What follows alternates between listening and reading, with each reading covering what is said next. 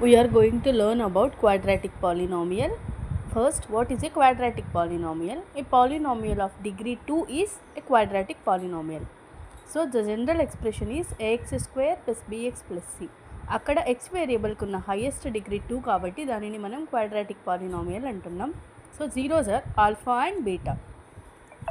Some of the zeros ఒక general ఎక్స్ప్రెషన్లో ఎలా క్యాలిక్యులేట్ చేయాలి అంటే x plus beta is equal to minus b by a. ఈ మైనస్ బీ బై ఏని ఎలా కన్సిడర్ చేయాలి ఒక జనరల్ ఎక్స్ప్రెషన్ నుంచి అంటే జనరల్ ఎక్స్ప్రెషన్లో మైనస్ కోఎఫిషియంట్ ఆఫ్ ఎక్స్ అంటే ఎక్స్కున్న ముందర కోఎఫిషియంట్ వాల్యూ అండ్ ఎక్స్ స్క్వేర్కున్న కోఎఫిషియంట్ వాల్యూని మనం నీట్గా నోటిఫై చేస్తే that is minus b by a and that is a sum of zeros alpha plus beta.